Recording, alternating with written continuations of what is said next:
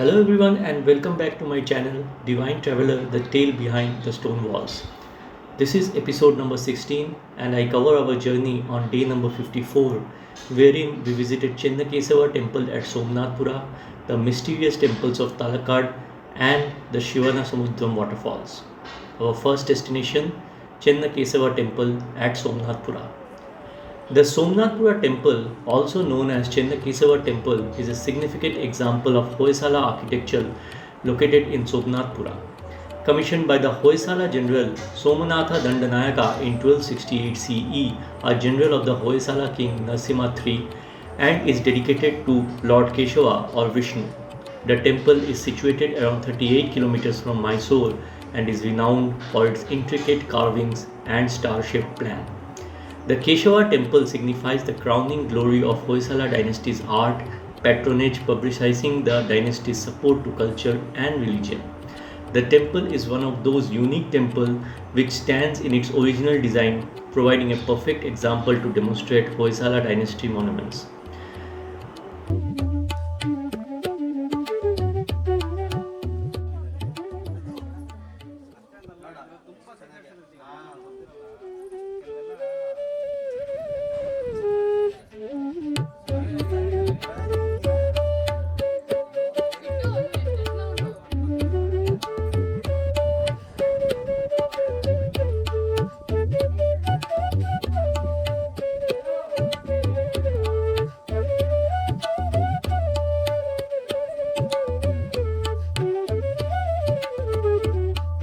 The king granted a large piece of land near Mysore to one of his army generals in the tradition of creating an agraharam. This meant that the land was a gift to someone from the Brahmin caste with the purpose of building a religious community. A typical agraharam had a road running north to south with a Shiva temple at one side and a Vishnu temple at the other side. General Somnatha took his job seriously and first built the Chennakesava temple dedicated to Vishnu and later also the Panchalinga temple dedicated to Shiva. More temples followed, but most were destroyed in the wars that followed between the Hindus and Muslim sultanates. The Chennakesava temple was the biggest and most beautiful temple of Somnath's Agraharam. Although it was damaged several times in history, it was restored and repaired every time to keep its former glory. Among those who renovated the temple were the Vijayanagara kings who also built Hampi. Nowadays it's simply known as Somnathpur temple.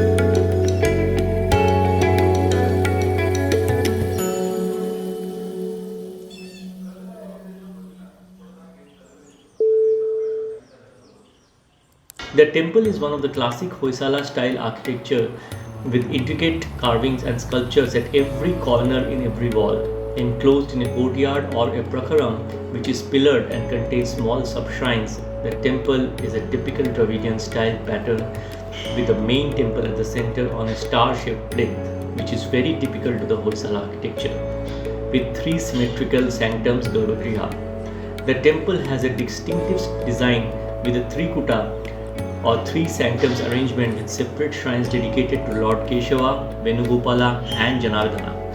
The artistically designed sanctums with the amazingly carved idols of the deities spread a divine sense of serenity for the visitors. The western sanctum was for a statue of Keshava which is missing, the northern sanctum of Janardana and the southern sanctum of Venugopala, all forms of Vishnu. The sanctums share a common community hall or Sabha Mandapa with many pillars. The outer walls, the inner walls, the pillars and the ceiling of the temple are intricately carved with theological iconography of Hinduism and display extensive fringes of Hindu texts such as Ramayana, the southern section, the Mahabharata in the northern section and the Bhagavata Purana in the western section of the main temple. The whole temple was decorated in detail from every square inch, showing various deities, celestial beings, mythological scenes, and how people lived every day. There is vertical banding on the walls. The bands are filled with amazingly intricate sculptures which reveal the undeniable skill and creativity of its artisans. Talking about the Garbhagriha, the temple roofs and columns are examples of the skill of craftsmen. They have carved complex flowers, geometric designs, and iconographic details. The central hall is crowned on the ceiling by a luxurious and decorative carved medallion in lotus style, which is what catches the eye of the visitor. According to George Mitchell, Chennakesava temple at Somnathpura is amongst the climax of Hoysala temple style and yet unique in many ways. According to legends, an interesting story is about the Soma, the temple deity, who is considered to have built the temple in order to be granted divine favor and to secure his place in the other world. One of the other stories gives accounts of the divine inspiration for building the temple. It is said that the artisans who were constructing the temple were directed by heavenly elements to accomplish the intricate carvings that are present in the temple.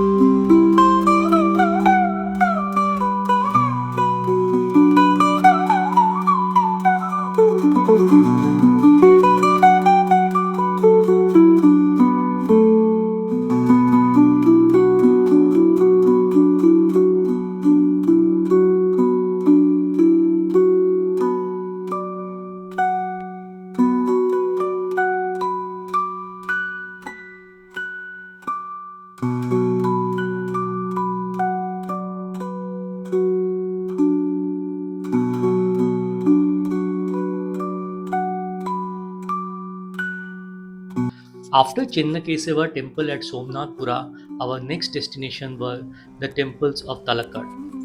Talakkad is a town on the left bank of Kaveri, from around 45 kilometers from Mysore and 133 kilometers from Bangalore.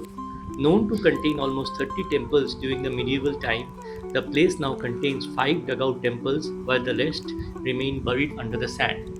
It is believed that the temples were buried because of a change in course of Kaveri river over time. Archaeological excavations of the sand dunes at Talakkad have shown the existence of several ruined temples built during the rule of the Western Ganga dynasties. According to historian I.K. Sharma, only two temples, the Pataleshwar and Maraleshwara, were built during the reign of King Rachanamalla Satyavakya IV, are intact. According to ASI, the Vaideshwara temple, the largest, the most intact, and ornate of the group, bears Ganga Chola Hoysala architecture features. Its consecration is assignable to the 10th century with improvements made up to the 14th century. Even the sand dunes of Talakkad are under ASI protection. According to legend, in 1610 CE, the Mysore Raja conquered Talakadu under the following circumstances. Tirumala Raja, sometimes called Sri Rangarava, the representative of the Vijayanagar family at Srirangapatna, being afflicted with an incurable disease, came to Talakkad for the purpose of offering sacrifices in the temple of Vaideshwara. His second wife, Rani Alamelama, was left in charge of government of Srirangapatnam, but she, hearing he was on the point of death, soon after left for Talakkad with the object of seeing him before he died. handing over Srirangapatnam and its dependencies to Raja Wudiyar of Mysore, whose dynasty ever since retained them. It appears that Raja Wudiyar had been desirous of possessing the jewels which was the property of Rani, and being unable to obtain them and eager to seize at any pretext, he levied an army and proceeded against the Rani. Rani Alame Lamma went to the banks of the Kaveri and throwing in the jewel, drowned herself opposite Malangi. At the same time, uttering a three-fold curse, let Talakkad become sand, let Malangi become a whirlpool, let the Mysore Rajas fail to beget heirs. The latter part continues to affect the royal family. Talakadu is also tagged to the curse called Curse of Talakadu by Alamalamma on Wudiyar dynasty of Mysore.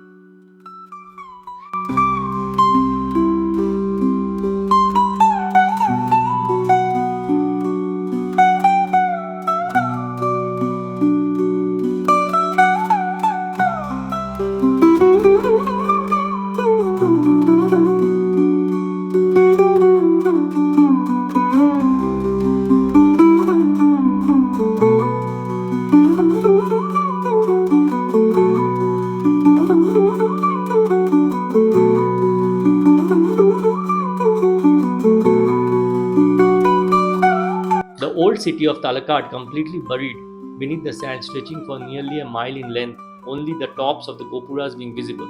The sand hills used to advance upon the town at the rate of 9 or 10 feet a year, principally during the southwest monsoon, and as they pressed it close to three sides. The inhabitants of Talakkad were constantly forced to abandon their houses and retreat further inland.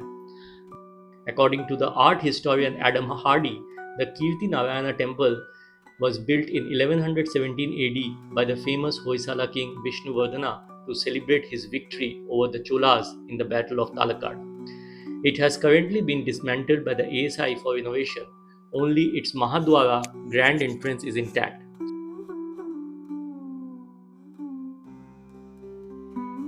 The explanation of the history of Talakkad will take hours after hours and it will not finish. So it is advisable that one go through the entire historical documents to find the truth about Talakkad.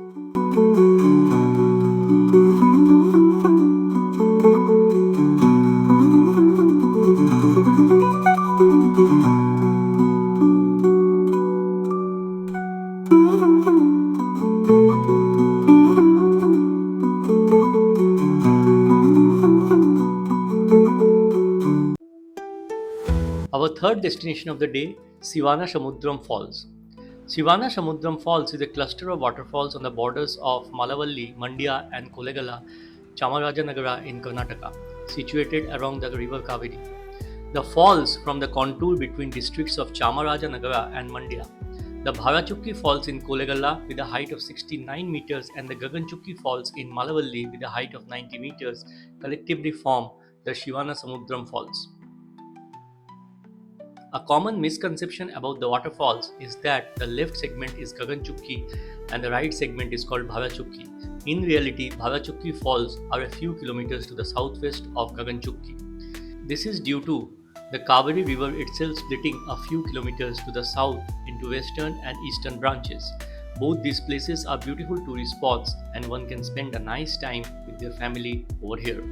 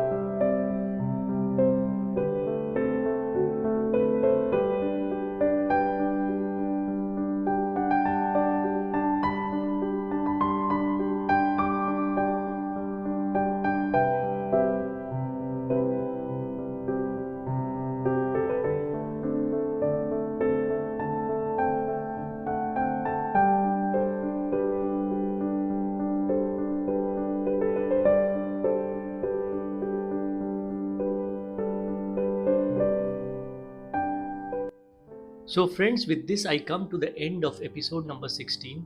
I hope you did enjoy this episode too. In case you liked the video, please do like, share, and subscribe my channel. Till the next episode, please do take care of yourself and bye for now.